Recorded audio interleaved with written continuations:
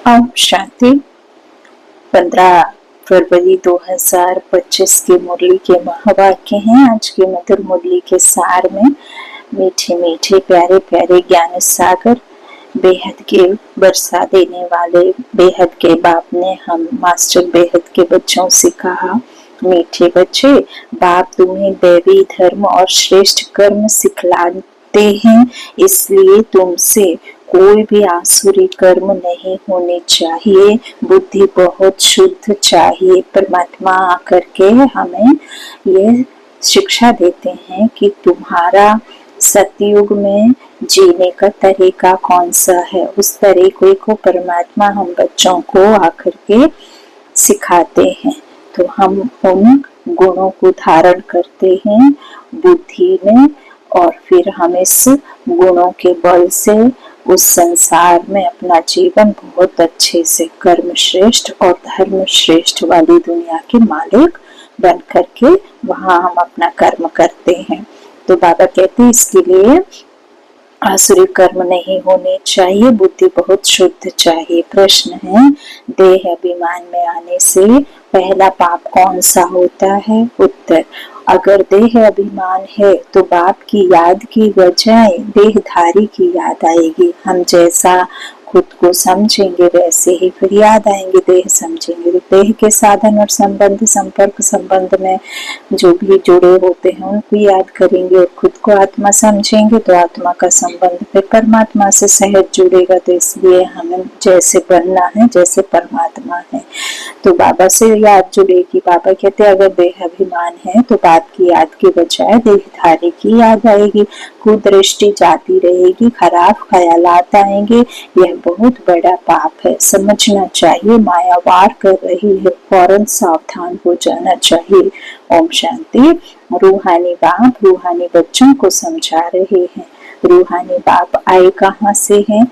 रूहानी दुनिया से, निराकारी दुनिया से, जिसको निर्वाण धाम, शांति धाम अथवा स्वीट होम कहा जाता है। बाबा कहते हैं उसको कई नाम से भी जाना जाता है, निर्वाण धाम अथवा शांति धाम भी कहते हैं। यह तो है गीता की बात। तुमसे पूछते हैं ज्ञान, यह ज्ञान कहाँ से आया? बोलो, यह तो वही गीता का ज्ञान है। गीता का पाठ चल रहा है और बाप पढ़ाते हैं। भगवान राज है ना, और भगवान तो एक ही है, वह है शांति का सागर। रहते भी हैं शांति धाम में जहाँ हम भी रहते हैं। बाप समझाते हैं कि यह है पतित दुनिया, पाप आत्माओं की तमो प्रधान दुनिया। तुम भी जानते हो बरोबर, हम आत्मा इस समय तमो प्रधान है। 84 का चक्र खाकर तमो प्रधान बने हैं। बाबा कहते 84 का चक्र खाकर सतो प्रधान से अब तमो प्रधान में आए हैं। यह पुरानी अथवा कलयुगी दुनिया है ना, यह नाम सभी इस समय के हैं। पुरानी दुनिया के बाद फिर नई दुनिया होती है। भारतवासी यह भी जानते हैं कि महाभारत लड़ाई भी तब लगी थी जबकि दुनिया बदलनी थी। तभी बाप ने आकर राजयोग सिखलाया था। सिर्फ भूल क्या हुई है? एक तो कल्प की आयु भूल गए हैं और गीता के भगवान को भी भूले हैं। श्री कृष्ण को तो गॉड फादर कह नहीं सकते। आत्मा कहती है गॉड फादर, तो वह निराकार हो गया। निराकार परमात्मा ही आकर क्या करते? निराकार बाप आत्माओं को कहते हैं कि मुझे याद करो, मैं ही पतित पावन हूँ। मुझे बुलाते भी हैं, हे पतित पावन। श्री कृष्ण तो देहधारी है ना, उनको तो देह है। वो जन्म मरण में आने वाली आत्मा को भगवान नहीं कह सकते। दैवी गुण थे तो देवता था, और आसुरी अब गुण आए तो नई दुनिया से पुरानी में आ गए। मुझे तो कोई शरीर है नहीं, मैं निराकार हूँ, मनुष्यों का बाप नहीं, आत्माओं का बाप हूँ। यह तो पक्का कर लेना चाहिए। बड़ी बड़ी हम आत्माएं इस बाप से वर्षा लेती हैं। अभी 84 जन्म पूरे हुए हैं। बाप आया है, बाबा बाबा ही करते रहना है। बाबा को बहुत याद करना है, बहुत प्यार से। सारा कल्प जिस्मानी बाप को याद किया, अभी बाप आए हैं और मनुष्य सृष्टि से सब आत्माओं को वापस ले जाते हैं, क्योंकि रावण राज्य में मनुष्यों की दुर्गति हो गई है। इसलिए अब बाप को याद करना है। यह भी मनुष्य कोई समझते नहीं कि अभी रावण राज्य है, रावण का अर्थ ही नहीं समझते। बस एक रस्म हो गई है दशहरा मनाने की। तुम कोई अर्थ थोड़े ही समझते थे, अभी समझ के मिली है औरों को समझ देने लिए। अगर औरों को नहीं समझा सकते हो तो गोया खुद नहीं समझे हो। बाप में सृष्टि चक्र का ज्ञान है, वो बिंदु सिंधु समान है, उस बिंदु में ही ज्ञान भरा हुआ है। हम उनके बच्चे हैं तो बच्चों में भी यह नॉलेज रहनी चाहिए। तुम्हारी यह है गीता पाठशाला, उद्देश्य क्या है? यह लक्ष्मी नारायण बनना, यह राजयोग है ना। राजयोग से क्या मिलता है हमें? विश्व पर राजाई। तो किसके साथ में योग लगाना है? जिससे हमें विश्व राजाई मिलती है। नर से नारायण, नारी से लक्ष्मी बनने की यह नॉलेज है।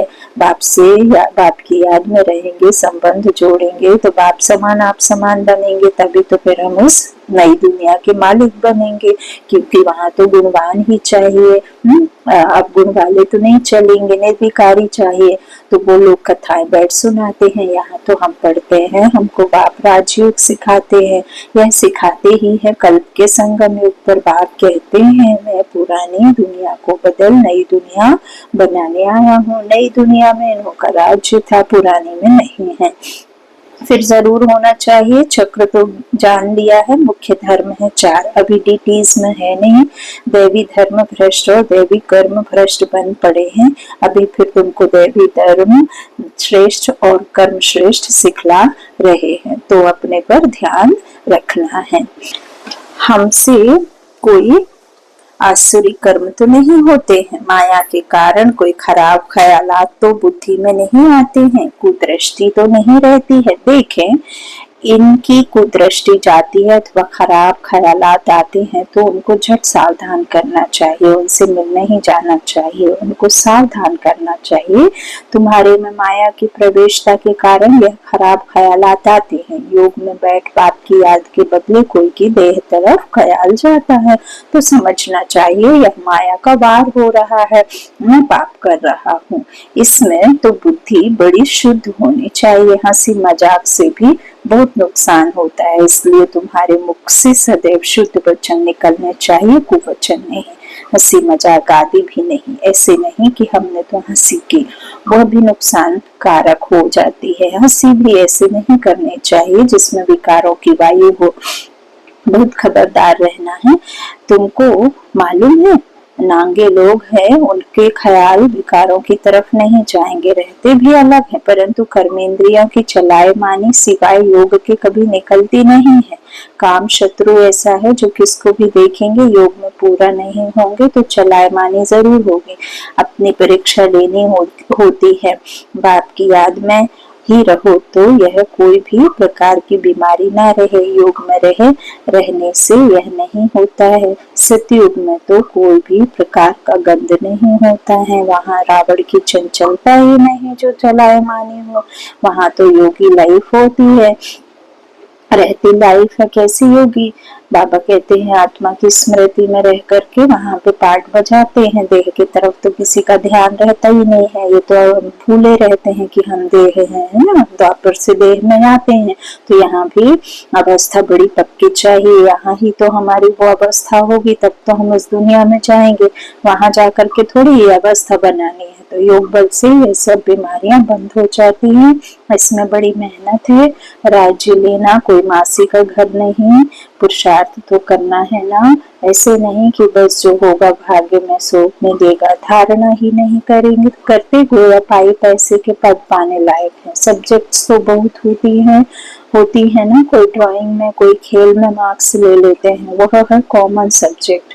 वैसे ही यहाँ भी सब्जेक्ट्स हैं, कुछ ना कुछ मिलेगा, बाकी बादशाही नहीं मिल सकेगी। वह तो सर्विस करेंगे तब बादशाही मिलेगी, उसके लिए बहुत मेहनत चाहिए। बहुतों की बुद्धि में बैठता ही नहीं है, जैसे कि खाना हजम ही नहीं होता, ऊंच पद पाने की हिम्मत नहीं, इसको भी बीमारी कहेंगे ना। तुम कोई भी बात देखते ना, देखो रूहानी बाप की याद में रहे, औरों को रास्ता बताना है, अंधों की लाठी बनना है। तुम तो रास्ता जानते हो, रचयिता और रचना का ज्ञान मुक्ति और जीवन मुक्ति तुम्हारी बुद्धि में फिरते रहते हैं। जो महारथी है, बच्चों की अवस्था में भी रात दिन का फर्क रहता है। कहाँ बहुत धनवान बन जाते, कहाँ बिल्कुल गरीब। राजाई पद में तो फर्क है ना, बाकी हाँ वहाँ रावण ना होने का कारण दुख नहीं होता है। बाकी संपत्ति में तो फर्क है, संपत्ति से सुख होता है। बाबा कहते वो संपत्ति भी ना वहाँ अच्छी सच्ची सतो प्रधान होती है। यहाँ देखो किसी का काला धन है, किसी को कैसे धोखा दे करके कमाया है, किसी का दिल दुखा के कमाया है, किसी के साथ छल करके कमाया है। तो यहाँ तो तमो प्रधान है ना संपत्ति, वहाँ सतो प्रधान संपत्ति होती है। जितना योग में रहेंगे उतनी हेल्थ बड़ी अच्छी होगी। मेहनत करनी है। बहुतों की तो चलन ऐसी रहती है जैसे अज्ञानी मनुष्यों की होती है, वह किसका कल्याण कर नहीं सकेंगे। जब इम्तिहान होता है तो मालूम पड़ जाता है कि कौन कितने मार्क्स से पास होंगे। फिर उस समय हाय हाय करनी पड़ेगी। बाप दादा दोनों ही कितना समझाते रहते हैं। बाप आए ही हैं कल्याण करने, अपना भी कल्याण करना है तो दूसरों का भी करना है। बाप को बुलाया भी है आकर हम पतितों को पावन होने का रास्ता बताओ। तो बाप श्रीमत देते हैं, तुम अपने को आत्मा समझ देह अभिमान छोड़ मुझे याद करो। कितनी सहज दवाई है बोलो। हम सिर्फ एक भगवान बाप को मानते हैं, वो कहते हैं मुझे बुलाते हो कि आकर पतितों को पावन बनाओ, तो मुझे आना पड़ता है। ब्रह्मा से तुमको कुछ भी मिलना नहीं है, वह तो दादा है, बाबा भी नहीं। बाबा से तो वर्षा मिलता है, ब्रह्मा से थोड़े ही वर्षा मिलता है। निराकार बाप इन द्वारा अडॉप्ट कर हम आत्माओं को पढ़ाते हैं, इनको भी पढ़ाते हैं। ब्रह्मा से तो कुछ भी मिलने का नहीं है, वर्षा बाप से ही मिलता है। इन द्वारा देने वाला एक है, उनकी ही महिमा है, वही सर्व का सदगति दाता है। यह तो पूज्य से पुजारी फिर पुजारी बनते हैं। सतयुग में थे, फिर 84 जन्म भोग, अब पतित बने हैं, फिर पूज्य पावन बन रहे हैं। हम बाप द्वारा सुनते हैं, कोई मनुष्य से नहीं सुनते। मनुष्यों का है ही भक्ति मार्ग, यह है रूहानी ज्ञान मार्ग। ज्ञान सिर्फ एक ज्ञान सागर के पास ही है, बाकी यह शास्त्र आदि सब भक्ति के हैं। शास्त्र आदि पढ़ना यह सब है भक्ति मार्ग। ज्ञान सागर तो एक ही बात है। हम ज्ञान नदियां ज्ञान सागर से निकली हैं, बाकी वह पानी का सागर और नदियां। बच्चों को यह सब बातें ध्यान में रहनी चाहिए। अंतर्मुख हो बुद्धि चलानी चाहिए, बाह्य मुखी नहीं होना चाहिए। बाहरी वातावरण, बाहरी संबंध साधन ये बाह्य मुखी है, और अंतरात्मा अंतर्मुखी होना अर्थात आत्मा के गुणों को इमर्स करते रहना। तो बाबा कहते हैं अंतर्मुख हो बुद्धि चलानी चाहिए। हमें शरीर के लिए ही सिर्फ सुख सुविधाएं चाहिए होती, बाकी आत्मा सिर्फ और सिर्फ शांति आनंद चाहती है ना, तो उसमें रहो। बाबा कहते काम क्रोध मोह लोभ अहंकार इन सब को छोड़ करके अपने आत्मा के सत्य गुणों को चिंतन करो। अपने आप को सुधारने के लिए अंतर्मुख हो, अपने जांच करो। अगर मुख से कोई कुवचन निकले या कुदृष्टि जाए तो अपने को फटकारना चाहिए। हमारे मुख से कुवचन क्यों निकले, हमारी कुदृष्टि क्यों गई, अपने को चमाट भी मारनी चाहिए। घड़ी घड़ी सावधान करना चाहिए, तभी ऊंच पद पा सकेंगे। मुख से कटु वचन ना निकले। बाप को तो सब प्रकार की शिक्षाएं देनी होती हैं, किसको पागल कहना यह भी कुवचन है। मनुष्य तो जिसके लिए भी जो आता है वह कहते रहते हैं, जानते कुछ भी नहीं कि हम किसकी महिमा गाते हैं। महिमा तो करनी चाहिए एक ही पतित पावन बाप की, और तो कोई है नहीं। ब्रह्मा विष्णु शंकर को भी पतित पावन नहीं कहा जाता है, वह तो खुद पतित बन पावन बनाने वाले बाप से पावन बनते हैं। तो यह तो किसको पावन नहीं बनाते हैं। बाबा कहते ब्रह्मा बाबा किसी को भी पावन नहीं बनाते हैं, ब्रह्मा विष्णु शंकर किसी को पावन नहीं बनाते। पतित से पावन बनाने वाला एक ही बाप है। पावन सृष्टि है ये नई दुनिया, वो तो अभी है नहीं। प्यूरिटी है ही स्वर्ग में, पवित्रता का सागर भी है, यह तो है ही रावण राज्य। बच्चों को अभी आत्माभिमानी बनने की बहुत मेहनत करनी चाहिए। मुख से कोई भी पत्थर व वचन नहीं निकलना चाहिए, बहुत प्यार से चलना है।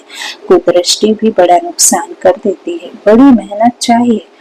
आत्माभिमानी आत्म अभिमान है अविनाशी अभिमान, देह तो विनाशी है। आत्मा को कोई भी नहीं जानते हैं। आत्मा का भी बाप तो जरूर कोई होगा ना।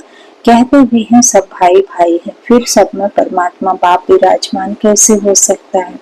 सभी बाप कैसे हो सकते हैं? इतना भी अकल नहीं है। सबका बाप तो एक ही है, उनसे ही वर्षा मिलता है। उसका नाम है शिव। शिवरात्रि भी मनाते हैं, रुद्र रात्रि व श्री कृष्ण रात्रि नहीं कहते। मनुष्य तो कुछ भी नहीं समझते हैं, कहते यह सब उनके रूप हैं, उनकी ही लीला है। तुम अभी समझते हो बेहद के बाप से तो बेहद का वर्षा मिलता है, तो उस बाप की श्रीमत पर चलना है। बाप कहते हैं मुझे याद करो, लेबर्स को भी शिक्षा देनी चाहिए तो उन का भी कुछ कल्याण हो जाए, परंतु खुद ही याद नहीं कर सकते तो औरों को क्या याद दिलाएंगे? रावण एकदम पतित बना देते हैं, फिर बाप आकर परिस्तानी बनाते हैं। वंडर है ना, कोई की भी बुद्धि में यह बातें नहीं है। यह लक्ष्मी नारायण कितना ऊंच परिस्तानी से फिर कितना पतित बन जाते हैं। इसलिए ब्रह्मा का दिन, ब्रह्मा की रात गाई हुई है। शिव के मंदिर में तुम बहुत सर्विस कर सकते हो। बाप कहते हैं तुम मुझे याद करो, दर दर भटकना छोड़ दो, यह ज्ञान है ही शांति का। बाप को याद करने से तुम सतो प्रधान बन जाएंगे। बस यही मंत्र देते रहो, कोई से भी पैसा नहीं लेना चाहिए जब तक पक्का ना हो जाए। बोलो प्रतिज्ञा करो कि हम पवित्र रहेंगे, तब हम तुम्हारे हाथ का खा सकते हैं, कुछ भी ले सकते हैं। भारत में मंदिर तो बहुत ढेर हैं। फॉरेनर्स आदि जो भी आए उनको यह संदेश तुम दे सकते हो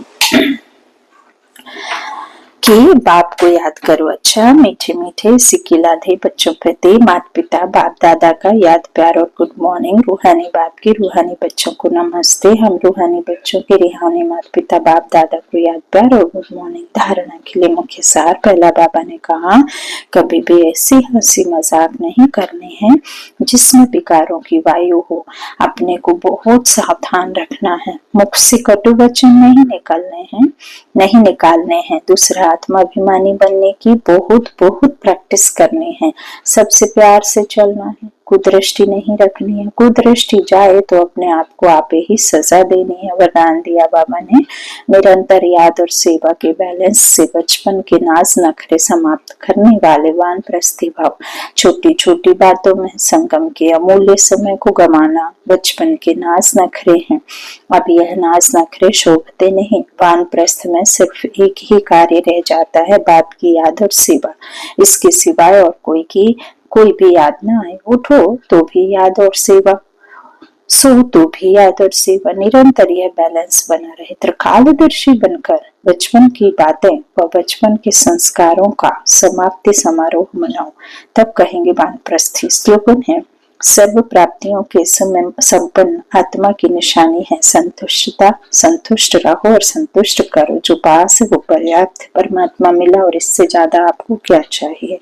सर्व प्राप्तियों से संपन्न आत्मा ही आत्मा की निशानी है संतुष्टता। संतुष्ट रहो और संतुष्ट करो। खुशी संतुष्टि में है ना? तो सारी प्राप्तियां संतुष्टि में है। अव्यक्त सारे एकांत प्रिय बनो, एकता और एकाग्रता को अपनाओ। एकांत एक तो स्थूल होती है, दूसरी सूक्ष्म भी होती है। एकांत के आनंद के अनुभवी बन जाओ तो बाहमुखता अच्छी नहीं लगेगी।